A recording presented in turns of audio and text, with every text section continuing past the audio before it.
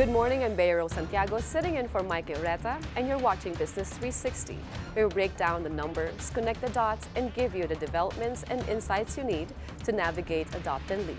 Let's dive right in. Marcos set to sign 6.8 trillion peso 2026 budget Monday, locking in spending priorities as growth, deficits stay in focus. December prices seem flat as holiday pressures fade, pulling 2025 average below target and opening door to more BSP rate cuts. The Philippines must raise nearly 11 trillion pesos to hit clean energy goals as structural bottlenecks threaten transition timeline.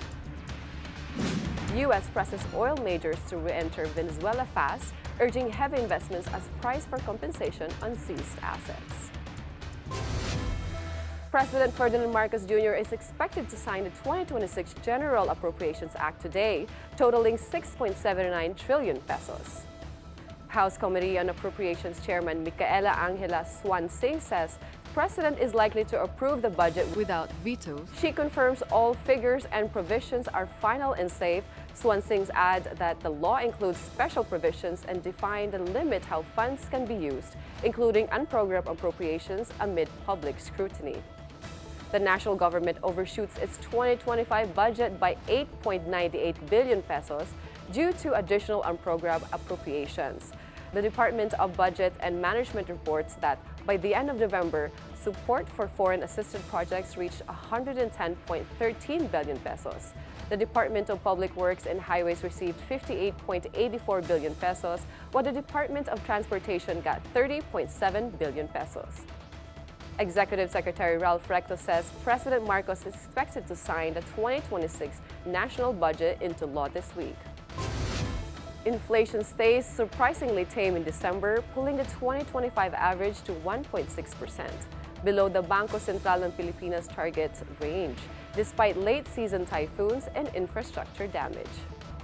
A poll of economists shows consumer prices may rise 1.5% in December. Economists Ruben Carlo Asuncion of Union Bank and Sara Tan of Moody's say weaker consumption, easing energy costs, and rice deflation help cap price gains. At the same time, late-season typhoons and infrastructure damage push prices upward. BSP Governor Eli Remolona Jr. cuts the benchmark rate to 4.5% in December. Philippine National Bank economist Alvin Arogo says the central bank might lower it further early this year. The Board of Investments, or BOI, approves 1.6 trillion peso in investments in 2025, marking the second highest level in its 58-year history. Trade Secretary BOI Chairperson Maria Cristina Roque says the approved investments generate over 40,000 jobs nationwide. The energy sector secures the largest share at 970.9 billion pesos. Foreign investments totaling 149.5 billion pesos, led by Singapore, the national capital region attracts the most local investments at 383.71 billion pesos. The national government's debt service slips to 89.97 billion pesos in November as amortization payments fall sharply. The Bureau of the Treasury says interest payments make up to 85.91% of November debt service. Analyst Jonathan Ravelas of Reyes Tacandong and Company and Michael Recofort of Rizal Commercial Banking Corporation says lower interest costs, a stronger peso, and fewer maturities of national government securities help reduce November payments. Analysts say debt service is expected to climb in early 2026. The national government plans 2.01 trillion pesos for debt payments this year. Treasury bill and bond rates could end mixed this week as markets await December inflation data. The Bureau of Treasury plans to auction 27 billion pesos in T-bills and up to 50 billion pesos in dual-tenor T-bonds. Analyst Michael Recofort of Rizal Commercial Banking Corporation says yields may rise slightly and track secondary market rates. The Philippine Statistic Authority releases December Consumer Price Index data on January 6. During its last auctions, the Treasury raises 20 billion pesos in T-bills and 15 billion pesos to 35 billion pesos in reissued T-bonds. It plans to raise 268 billion pesos from the domestic market in January. NAIA passenger traffic faces a potential slowdown in 2026. After a record 52 million passengers in 2025, the Ninoy Aquino International Airport could see fewer travelers this year. The Manila International Airport Authority projects its revenue share to drop 14% from 21.76 billion pesos in 2025 to 18.67 billion pesos in 2026. Travel demand may weaken as Filipinos hold on to savings amid slower economic growth, cut non-essential spending, and face rising unemployment. Even with new NAIA Infrastructure Corporation remitting over 57 billion pesos to the government so far, MIA reports it is still falling short of revenue targets from airport operations. The Philippines faces a clean energy challenge worth 11 trillion pesos. The International Monetary Fund says the country needs nearly 11 trillion pesos in public and private investments to hit its 2050 renewable energy goals. This includes major projects in offshore wind, nuclear, and more efficient power plants, which could boost renewable to 50% of the energy mix. With strong renewable potential, the Philippines must boost investments and policy support to turn clean energy targets into reality. We're taking a quick break. Stay with us as we dive into the numbers and the stories that matter most to your bottom line.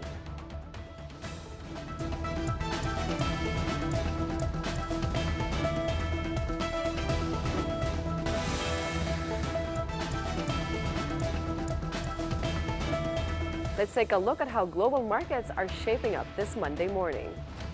Wall Street kicked off this week on a mixed note.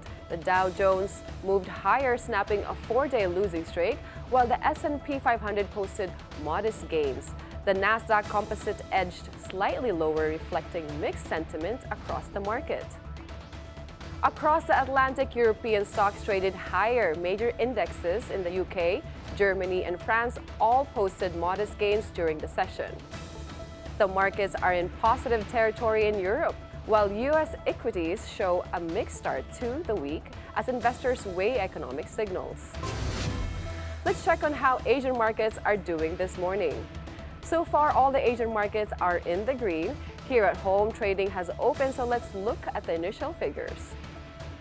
As of 10 a.m., the Philippine Stock Exchange Index is in the green, trading at 61.51. Majority of the sub-indices are in the green, with advancers currently outpacing decliners 90 to 50. So far, value turnover has reached 560 million pesos. On the currency front, peso opened at almost 58.89 against the dollar, down from the previous close of 58.84. The Bureau of Internal Revenue takes a surprising loss in court, halting more than 200 million pesos in tax collections. The Court of Tax Appeals in Bank voids 200.82 million pesos in tax assessments. The decision cites procedural flaws, including defective notices and unauthorized audits. In related cases, the court also upholds taxpayer refunds totaling 63.6 million pesos. The rulings highlights the court's strict scrutiny of BIR procedures. SM Prime pulls out of the Baguio Public Market Redevelopment Project, leaving city officials and vendors scrambling. In a December 19 letter to Mayor Benjamin Magalong, the company cites unresolved issues among city officials, vendors, and other stakeholders. SM proposes a public-private partnership to redevelop the century-old market. The plan includes a $76.6 million investment in exchange for a 50-year lease. The company says conditions are not ripe to proceed. The withdrawal comes after weeks before the City Council is set to decide on the proposal. The proposed PPP draws strong opposition from more than 4,000 registered vendors who warn that the project could displace longtime sellers. Berkshire Hathaway enters a new era as Warren Buffett hands the top job to Greg Abel. Shares slipped slightly Friday, with Class B down 0.3% and Class A down 0.4% as Abel takes over after Buffett's 6 decades at the helm. Abel assumes leadership as Berkshire holds $381.7 billion in cash, trimmed stakes in Apple and Bank of America, and underperformers of S&P 500 in 2025. Buffett remains chairman and says he will continue supporting Abel from the company's Omaha office. The United States takes Venezuela by surprise, capturing dictator Nicolas Maduro and his wife. But questions swirl. Is this a heroic win or a reckless risk?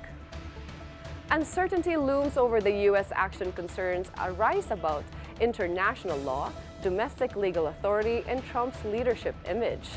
Critics question why Trump targets Maduro while ignoring other global dictators.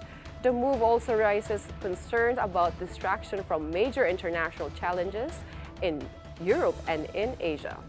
The action could shape Trump's legacy in two ways: restoring democracy and regional stability, or plunging Venezuela into chaos and instability. The Philippine Embassy in Colombia assures that all Filipinos in Venezuela are safe amid rising tensions after the United States attack and arrest of longtime President Nicolas Maduro. Rebuild or return? U.S. officials push major oil companies to return to Venezuela and invest heavily, but only if they want compensation for assets seized under Hugo Chavez. ConocoPhillips and ExxonMobil could recover billions, but companies must fund the revival of Venezuela's struggling oil industry themselves. Experts warn the move carries huge risks, including security threats, poor infrastructure, political instability, and legal uncertainty. Even if companies return, it could take years before Venezuela boosts oil output, which now stands at just 1% of global production. Venezuela holds 303 billion barrels of oil, but most of its heavy crude, thick, difficult, and expensive to extract. With 6 of the world's largest heavy crude refineries right in Texas and Louisiana, the United States is sitting on a strategic opportunity to control billions of barrels. The U.S. depends on heavy crude for 70% of its oil imports, making Venezuela's oil a potential game changer for global energy power and market dominance. Venezuela sits on 303 billion barrels of crude oil, worth an estimated $17.3 trillion, now claimed by U.S. President Donald Trump to be under American control. Even if sold at half the market rate, analysts say the reserves could generate $8.7 trillion, more than 4 times the gross domestic product of Japan. Oil markets are expected to react to the announcement for the first time, with the next few days critical for global energy prices. Venezuela faces uncertainty after President Nicolas Maduro, in power for 12 years, is suddenly removed. Streets in Caracas and other cities are quiet, with most residents staying indoors. Those who venture out focus on essentials, forming long lines at supermarkets and pharmacies. Opposition supporters celebrate privately, while public demonstrations are absent. Citizens worry about the military's role and the country's next steps. President Trump says the U.S. will govern Venezuela until there can be a transition, adding to uncertainty. State media shows defiance from Maduro allies, and acting President Delcy Rodriguez has not spoken. Authorities confirmed the main airport remains open and the National Assembly meets Monday. At home, investors and businesses are watching closely as Venezuela's instability could affect oil prices, trade flows, and regional markets. Tesla loses its crown as the world's top electric vehicle maker, even as it shifts focus to robo-taxis and other new businesses. The company delivers 1.64 million vehicles in 2025, down 9%. Chinese rival BYD sells 2.26 million units to take the lead. Tesla sales struggles due to expiring U.S. tax credits, overseas competition, and other pressures. Fourth quarter deliveries miss expectations and shares slide 2.6% Friday. Luxury handbags are now more than fashion statements, they're investments. Asset manager Luxus launches a hedge fund that buys and resells Hermes, Birkins, and Kelly bags on the secondary market. The fund raises $1 million buys and sells 36 bags and reports a 40.6% return. The second-hand luxury market grows over $200 billion. The company plans to expand and fund the 2026 amid rising interest in luxury resale. We have this just in today. The national budget takes center stage, and so do the Filipino people. President Marcos signs 6.8 trillion peso General Appropriations Act for fiscal year 2026 at Malacanang Palace. The budget focuses on sectors that directly affect citizens, emphasizing human capital and aspirations of the next generation. Department of Budget and Management Acting Secretary Ronaldo Toledo praises the President for his leadership and his commitment to expanding opportunities for Filipinos. With the budget now law, government and agencies can start rolling out programs aimed at inclusive growth, putting the people at the heart of national development. We'll bring you more details in the next newscast.